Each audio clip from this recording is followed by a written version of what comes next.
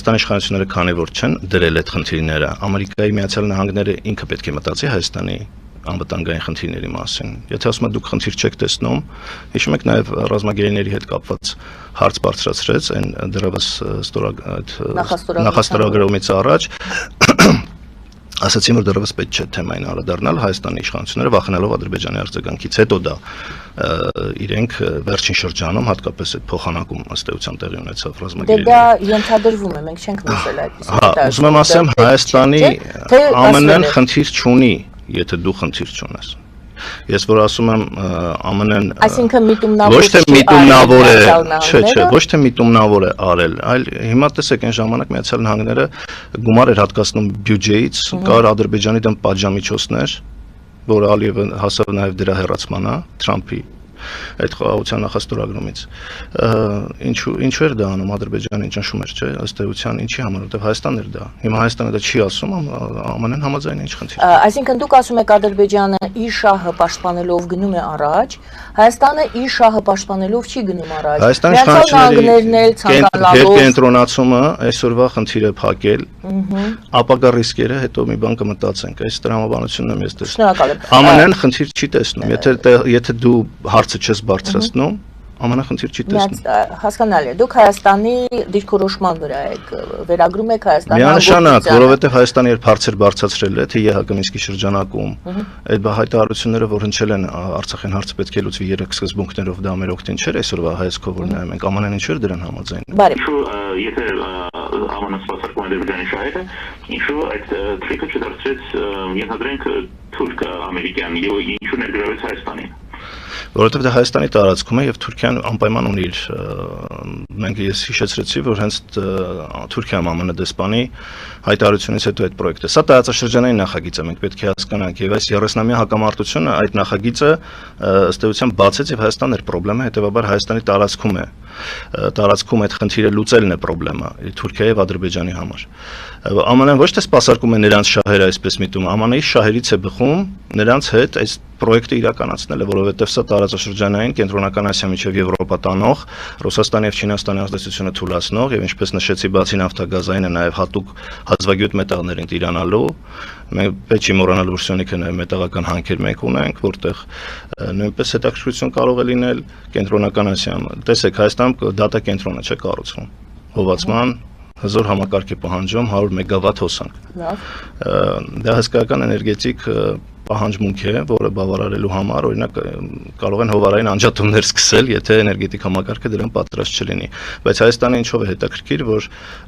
Հայաստանում օրինակ այստեղ Երևանում կարող է լինել +30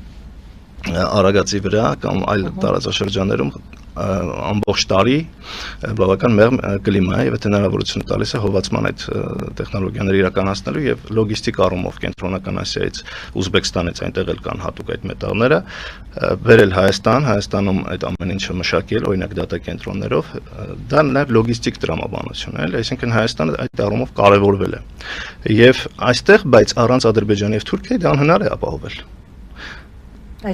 Այսինքն Ադրբեջանի Թուրքիայի դերը դրանով ավելի բարձր է ԱՄՆ-ի աչքում, քան Հայաստանը։ Հայաստանը ընդհանրապես օղակն է, բայց այդ ցանցը առանց Ադրբեջանի եւ Թուրքիայի անհնար է իրականացնել։ Հետեւաբար նրանց շահերի բավարարումը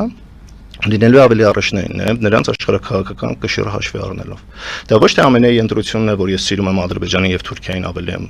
տեղ տալիս, այլ դա օբյեկտիվ իրականություն է։ Եվ այդ իրականությունը հաշվի առնելով էլ, բայց նաեւ նկատի ունենալով, որ առանց Հայաստանի այդ պրոյեկտը չի իրականացվի, որովհետեւ Վրաստանի տարբերություն մեզ ոչ թե անխոչնդոտ ճանապարհ է տալիս, այլ տրանզիտ է ապահովում, որի վստահությունը հատկապես այս իշխանափոխությունից հետո Վրաստանում իրադարձություններից չունեն թուրքերն ու ադրբեջանցիները, որ Վրաստանը այդ անխոչնդոտ կապը իրենց համար միշտ կապահովի։ Հայաստանը դառնում է թույլ օղակ,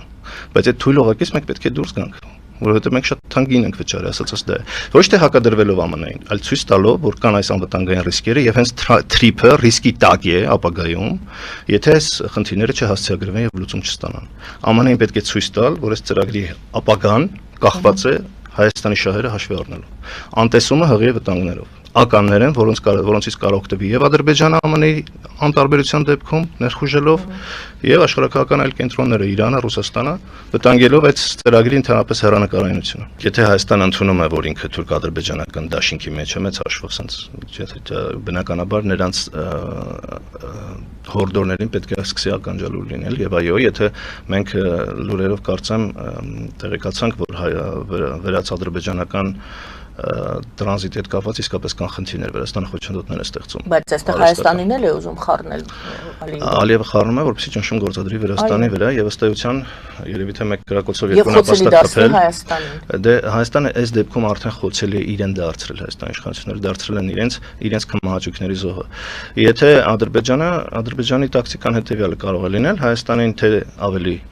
սեղմել, կոպիտ ասած, թե Վրաստանի վրա ճնշում, որ ավելի վերանային նաև իրենց պայմանագրերը, ինչպես նշեցի 50-50 են, որոշ տեղերում տրանզիտի համար վճարում են, անխոչընդոտ կապ որպես այդպեսին, Վրաստանը չի պարտավորվել, եւ այս դեպքում Հայաստանը այս թուլությունը, գիտեք, միշտ վտանգը բերում է հնարավորություն։ Ես ցանկացած վտանգի դեպքում Հայաստանի հետ կապված տեսնում եմ հնարավորություն։ Այստեղ իշխանությունների կամքն է, խելացիությունը, հեռանկարայնությունը օգտվելու։ Այս դեպքում սա շանս է, որպեսզի հայ-վրացական հարաբերությունները ավելի ամրապնդել է, փորձել Ադրբեջանին զսպել, ինչու ոչ ներքաշելով նաև Իրանին։ Եվ նաև բանակցային խաղակարդ օգտագործել հիմնավորելու, թե ինչու պետք է Հայաստանը չպարտավորվի 100 տարով անխոչընդոտ կապ ապահովելու, մենք տեսնում ենք դրա հետևանքները։ Վաղ միսօր տարածաշրջանի ամբողջ անվտանգային համակարգը քանդվել։ Իրոք քանդվել Վրաստանը եթե լրիվ ինչքան Ադրբեջանը սեղմի Թուրքիայի հետ միասին այնքան կուղի դեպի ռուսական ուղղություն եւ մեր օթերը կոպիտ ասած այս առումով ռիսկեր են առաջացնում եւ դա վտանգելու են այլ թրիփի հեռանկարայնություն հետագայում կարող են ոնց ռուսներին հիշում եք ռուսներն էլ Հայաստանում էլ ասում էին Ռուսաստանը որ մտավ դուրս չի գա կյանքում Ղարաբաղից որտեվ իրանք դաշնակիցներ են Ոնց էր հակառուսական քարոզությունը մի ժամանակ հիշում եք որ Ռուսաստանն ու Ադրբեջանը դաշնակիցներին եկել են հայերին ոչնչացնեն եւ այնտեղ էլ միշտ մնալու են Ալիևը շատ հանգիստ հեռացրեց Ինչ է ձեզ թվում որ Ալիևը այսպես խելքեթում է կամ Թուրքիա խելքեթում է որ Ամերիկային միշտ այստեղ թողնեն Ինչի՞ ձեզ չի թվում որ կարող է մի պահ իրենք ազատ զգալով Ամերիկային էլ հեռացնեն Հատկապես որ ամերիկացիները առաջնորդվում են այն սկզբունքով որ եթե իրենց հիմնական խնդիրները բավարարվի, իրանք խնդիր չեն տեսնում դաշնակցային պարտավորությունների, ոչ Ուկրաինայի, ոչ Եվրամիության առջև։ Այդ ռիսկերը պետք է կառավարել, դրա համար եմ ասում, բանակցություններում պետք է Հայաստանի հետ շահերը հասցեագրվել, թե չէ մենք խոցել ենք։ Ես վտանգ չեմ տեսնում, բայց ես տեսնում եմ գործիք դառնալու PR-ի, Թրամփի անձնական PR ապահովելու համար, այսինքն դա ինչպես նաև խոսքի մեջ շեշտեցի, դեռևս միջազգային այսպես կազմակերպություն չէ, դա ակումբ է, քաղաքական կարելի ասել ակումբ է, Թրամփի ակումբ, ես դա այսպես կձևակերպեմ, որի միջոցով Թրամփը փորձում է աշխարհին պարտադրել իր պատկերացում աշխարհակարգի։ Նա դժգոհ է ՄԱԿ-ից նա դժգոհ է եվրոպացիներից, Եվրամիությունից եւ տանելով այդ նաև իր նախընտրական խոստումը, որ ԱՄՆ-ն պետք է ընդարձակի իր տարածքները, բառացիորեն այդպիսի հայտարարություններ կային, որքան ես հիշում եմ, կամ ազդեցությունը աշխարհում։ Ըստ էության նա իրականացնում է իր նախընտրական ծրագիրը ժողովրդին տրված իր եւ միաժամանակ այդ դոկտրինը, Դոնրոյի դոկտրինը, որը նշեցի։ Հայաստանը ինչ է դրանից ստանում։ Հայաստանը, այսինքն մենք պետք է Հայաստանը եւ Հայաստանի իշխանությունները փորձենք միշտ տարանջատել։ Ասում եք կարող էր Հայաստանը ասել ոչ։ Հայաստան կարող էր ասել ոչ, բայց Հայաստանի այսօրվա իշխանությունները չէին կարող ասել ոչ, որովհետեւ դա կնշանակի ըստ էության բոյկոտել Թրամփին, ում համարում են խաղաղություն բերող հայ-ադրբեջանական եւ երաշխավորը մեր այս նոր համակարգի անվտանգության։ Չէր կարող Նիկոլ Փաշինյանը ուղղակի չգնալ, բայց միաժամանակ Փաշինյանը համարում է, որ Միացյալ Նահանգներն են երաշխավորը Թրամփը Որովհետև Միացյալ Նահանգների այդ եմ ասում, մենք պետք է նաև ինչ-որ ժամանակ փորձենք տարանջատել ղեկավարներին երկրներից, որովհետև հենց Թրամփի օրինակով տեսնում ենք, որ Բայդենի օրինակով տեսնում ենք, որ տարբեր են մոտեցումները։ Բայդենը ամեն ինչ տալիս էր Ուկրաինայի հաղթանակի համար, Պուտինին անձնապես վիրավորում, Թրամփը այսօր Պուտինին հրավիրում է այդ ակումբ, Պուտինը պատրաստ է Ուկրաինա կիսել, եւ պատկերացրեք ուկրաինացիների վիճակը այսօր իրենց տեսանկյունից նայենք, այսինքն մենք տեսնում ենք, չէ իրականությունը կա։ Ինչու մենք չենք պրոյեկտում սցենարներ մեր համար, որ կարող է նաև դա մեզ հետ պատահել։ Նիկոլ Փաշինյանի պարագայում մերժել չէր կարող, Հայաստանը կարող է իր անվտանգային այդ հնարավորությունները լինի իշխանությունների նկատմամբ ճնշում հասցեագրելու։ Պետք չէր, չեմ կարծում, որ պետք էր այս պարագայում, բայց լերը մուկ ծնեց, ինչպես ասում են, Թրամփը ասում էր, որ 50 երկիր հետաքրքրված է, պարզվեց 19-ն ստորագրել, Եվրոպայից ընդամենը Բուլղարիան եւ Հունգարիան։ Մենք էլ գիտենք դա մոտավորապես, որ ինչպեսի Եվրամիության հետ ինչ հարաբերություններ ունեցող երկրներ։ Խոսքով վտանգ դեռ գոնե դրա այդ իրավական հետևանքներ, որպես այդպեսին չկան, դա ես Հնդկաստանին եւ Ֆրանսիային մատնանշեցի։ Մենք ընդամենը ոնց որ ասած իմիջային խնդիր ենք այստեղ տեսնում եւ փաստացի եթե Թրամփը Եվրամիությանը համարում է խնդիր սպառնալիք, մենք փաստորեն տեղավորվում ենք Եվրամիության դեմ նույնն գործող սպառնալիքների եվրոպական երկրներն են Միացյալ Նահանգները արդեն սպառնալիք համարում իրենց։ Մենք ուրեմն մեզ տեղավորում ենք այդ համակարգում։ Որտեղ։ Հիշում եք ինչքան են զաղրում, երբ Հայաստանը կողմ էր քվեարկում Ռուսաստանի բանաձևերին, որին միանում էին աֆրիկյան երկրներ, Բելարուս, չգիտես, այդպիսի երկրներ, հիմա մենք փաստորեն նման մի կարգավիճակում ենք այս ուղղությամբ եվրոպական ընտանիքից մեզ ինչ-որ իմաստով դուրս ենք դնում եւ դա հակասում է, այո, եվրոինտեգրման այն կուրսին, որը ասվում է, այս դեպքում գոնե եվրոպացիների հետ պետք է համաձայնեցնել։ Իսկ եվրոպացիները տարբեր հիմնավորումներ են բերել, օրինակ ասել են, որ դուք Պուտինին հրավիրում ես, մենք կանք ինչ անենք այդտեղ։ Փաշինյանը դա չէր կարող այդպես ներկայացնել, բայց կարող էր Ադրբեջանը եթե չգնար, Փաշինյանը կարող չգնար։ Այսինքն միակ պատճառը դա կարող է։ Ալիև ու Փաշինյանն է։ Այո, ստացվել է այսպես անբաժանելի զույգ են, եթե Ալիևը մերժեր, Փաշինյանը կարող է մերժել։ Թրամփի համար անբաժանելի զույգ են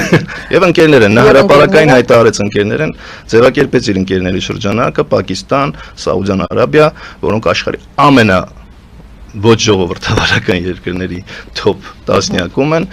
եւ մենք պետք է հետեւություն անենք, որ սա է այսօրվա վարչակարգի քաղաքականությունը, բայց պետք է նաեւ նկատի ունենանք, որ դա կարող է մի քանի տարի հետո փոխվել։ Հետևաբար եթե ոչ մի քանի ամիս, գուցե, որովհետեւ Թրամփի իմպիչմենտի հարցը են բարձրացնում Միացյալ Նահանգներում, դատական process-ներ կան, այսինքն Թրամփի այս դոկտրինը վստահելի չի, որ կարող է շարունակվել։